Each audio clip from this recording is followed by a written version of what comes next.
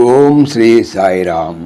శ్రీమద్ భగవద్గీత 17 అధ్యాయంలోని 14వ శ్లోకం గురించి ఈరోజు తెలుసుకోబోతున్నాం. సాయిరామ్. భగవానుడు గత శ్లోకంలో ఇలా తెలియజేశారు. విద్యుక్తము కానిదియు, అన్నదానము లేనిదియు, మంత్రరహితమైనదియు, దక్షిణ లేనిదియు, శ్రద్ధ బొత్తిగా లేనిదియు యజ్ఞము తామస యజ్ఞమని చెప్పకూడదన్నారు. అయితే ఈరోజు చెప్పబోయేటువంటి 14వ శ్లోకంలో శారీరక, వాచిక, మానసిక తపస్సును చెప్పబోతూ ముందుగా శారీరక తపస్సును గురించి వర్ణిస్తున్నారు. దేవద్విజ గురు ప్రాజ్ఞ పూజనం, శౌచమార్జవం, బ్రహ్మచర్యం, అహింసా చ శారీరం తపముచ్యతే. దేవద్విజ గురు ప్రాజ్ఞ పూజనం. దేవతలను, బ్రహ్మనిష్ఠులను, గురువులను, జ్ఞానులను పూజించుట, శౌచం బాహ్యాభ్యంతర శుద్ధి కలిగి ఉండుట, ఆర్జవం రుజుత్వముతో కూడి ఉండుట అనగా కౌటిల్యం లేకుండుట, మనోవాకాయములచే ఏకరీతిగా ప్రవర్తించుట, బ్రహ్మచర్యం బ్రహ్మచర్య వ్రతమును పాటించుట, అహింసాచ ఏ ప్రాణిని హింసింపకుండుట, శారీరం శరీర సంబంధమైన, తపహ తపస్సని ఉచ్యతే చెప్పబడుతున్నది.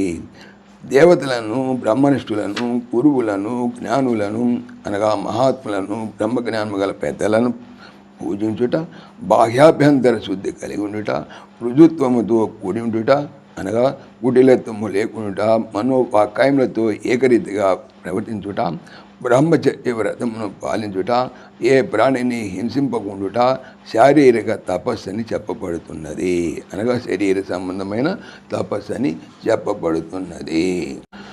శారీరక, వాచిక, మానసిక అనేటువంటి త్రివిధ తపస్సుల గురించి చెప్పబడుతున్నటువంటి ఈ ఘట్టము చాలా ముఖ్యమైనటువంటిది.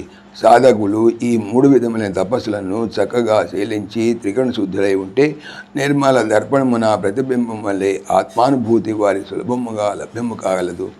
ఈ అధ్యాయమున ఆహారము, యజ్ఞము, దానము అని వాని గురించి చెప్పుకున్నప్పుడు వాని యొక్క సాత్విక, రాజస, తామస రూపములని పేర్కొని ఒక తపస్సును గూర్చి వర్ణించినప్పుడు మాత్రము దాని సాత్విక, రాజస, తామస రూపములనే గాక తత్సంబంధమైన శారీరక, వాచిక, మానసిక తపస్సును కూడా వక్కాణించిరి.